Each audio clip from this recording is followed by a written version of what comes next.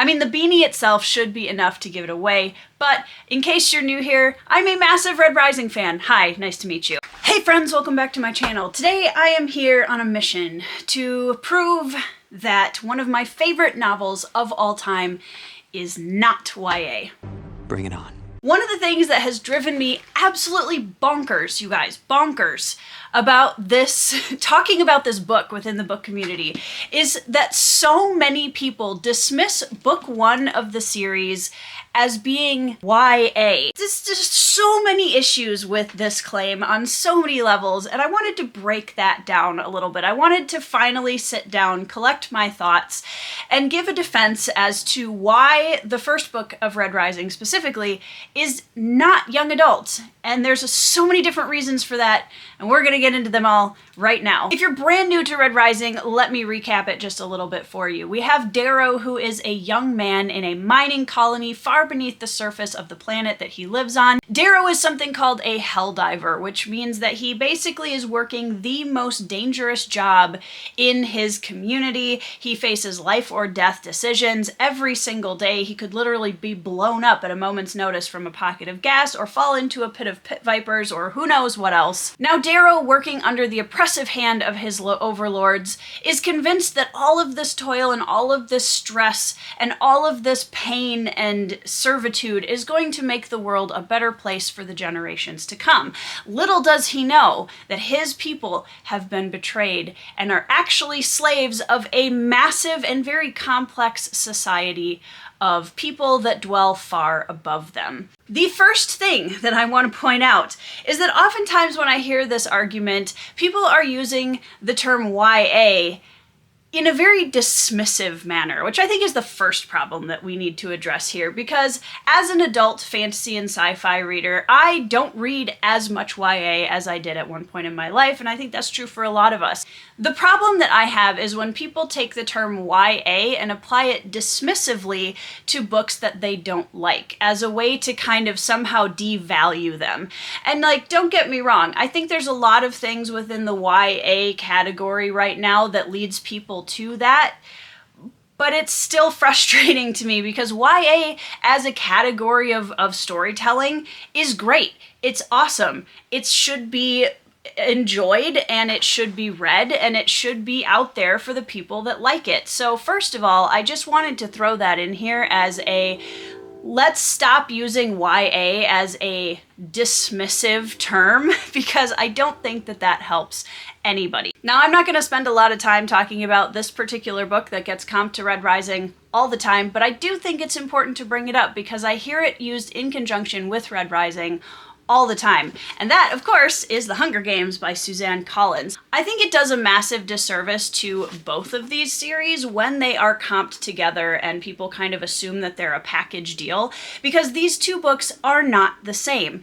They are not the same storytelling, they're not the same reading level, they are not the same, like, overall anything, to be honest. The one thing that they have majorly in common that everybody seems to point to is the idea of the battle royale style of story structure. The thing that makes me kind of chuckle about this is that people seem to think that Suzanne Collins kind of invented the storytelling structure of an arena that throws a bunch of young characters in and tells them to fight to the death. I don't know how to break it to you guys, but battle royales and death games have been a thing for a long time, and the Hunger Games didn't start that trend. Remember these guys? Are you not entertained? Are you not entertained? Is this not why you are here?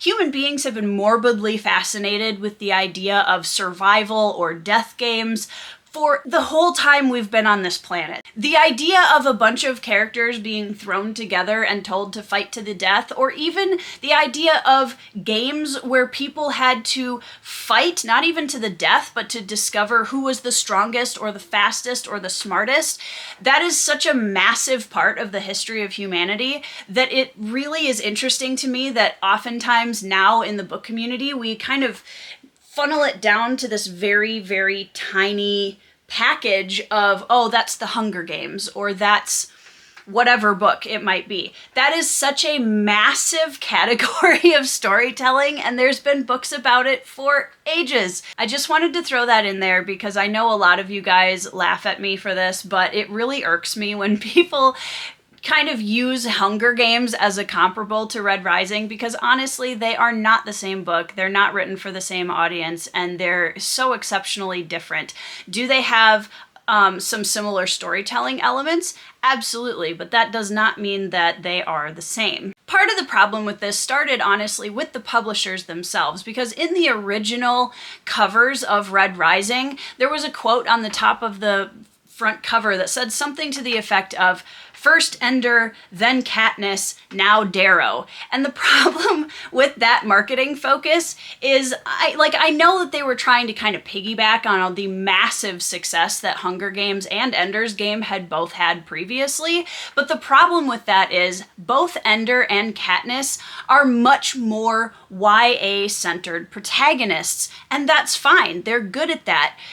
Darrow is not. Darrow is the young protagonist in a very adult story, and I think that's one of the major differences. Themes in YA versus adult fiction can be very, very similar, but the tone and the complexity and the vastness of the story is usually different, and that's kind of one of the benchmarks that separates those two categories from each other. There's always exceptions to the rule, but YA category books usually are focused around the transition to adulthood, and that can take an unlimited number of forms. There's so many different ways that you can approach that kind of a story.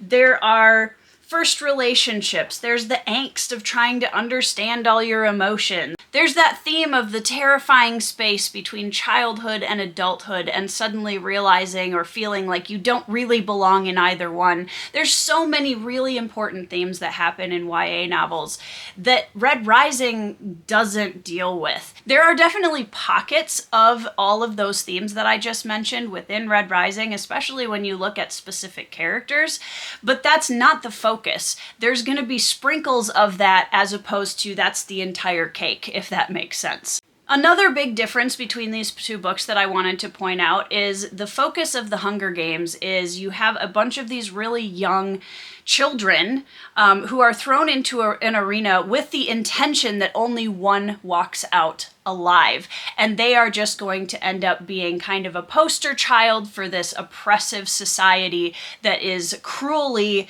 hosting these games and doing horrific things to keep people from rebelling.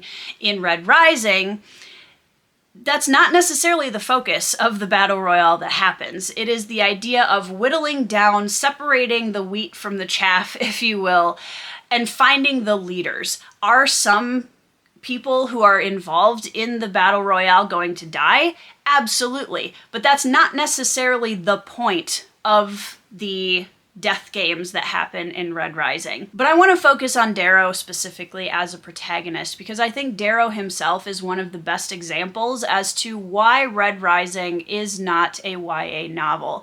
And Darrow as a protagonist is very young when we first meet him. He's like 16 years old. But something that I want to remind you guys is, again, if we go back in history, age means different levels of adulthood depending on when in history we find it. So, for example, Darrow is only 16, but he's already been married for a while. He's a husband. Some of the things that he's dealing with right away in the beginning of the book are his relationship to his young wife and figuring out the struggles of marriage and communication and this passion for somebody and learning how to build a home together and looking at the future of what they want for their children and grandchildren. He's got the weight of this community on his shoulders as one of the leading breadwinners for his entire community. Like, he is not a child learning how to transition into adulthood. And one of the interesting things is that actually sets him apart when he goes into the death games later on in the story, because in a lot of ways he is more of an adult than a lot of the other people he's around because they've had a very different life than he has. I think it's really important to remember here that young protagonist doesn't necessarily mean young adult novel.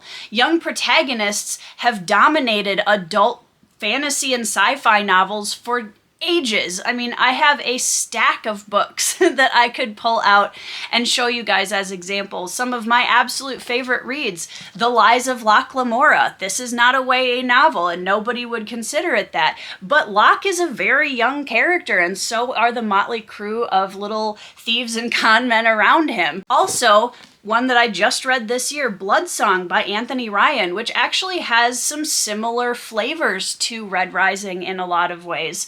Again, young protagonist, but a very adult world, and the focus isn't so much on those young adult themes. Imagine taking A Song of Ice and Fire and scrapping everything except Arya's point of view and just telling Arya's story from A Song of Ice and Fire, and people saying, well, because she's so young, it's YA. I have been championing the cause of young protagonists in adult fantasy and sci-fi novels for ages because I think it offers a very much needed perspective and honestly can be very profound when you're looking at these massive, vast, adult themes and complex worlds and layers of politics and society and all of these other things through the eyes of a young character. I think that adds a lot of really interesting nuance, just as much as it does to read a story where it's told from the grizzled old veteran's point of view. I think both ends of that spectrum are so incredibly important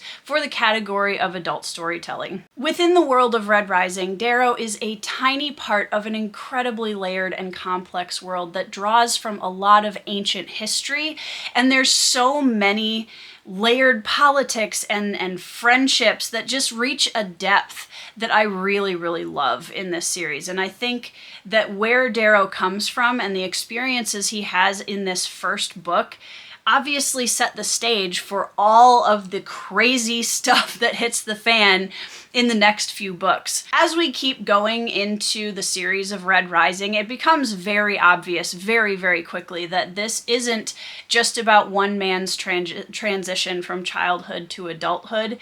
It's so much bigger than that, and it's so much more layered. There are so many other characters that really take center stage, even with Darrow being the first-person narration through the first 3 books. And it really frustrates me, I think, when people dismiss Red Rising by slapping a YA label on it, and I don't think that's fair to the book or the story as a whole. So that is my very condensed defense of why Red Rising is not a YA novel. I would be really interested to hear you guys in the comments. Talk to me about this topic. Let me know what you think. I would even love to hear some of your definitions about, like, where is the line between young adult and adult fantasy and sci-fi, because I think that's a really interesting conversation to have as well. If you've been enjoying my content, please hit the like button and consider subscribing. Either way, I hope you have a wonderful week. I hope you are reading some 5-star reads, and I will see you in the next video.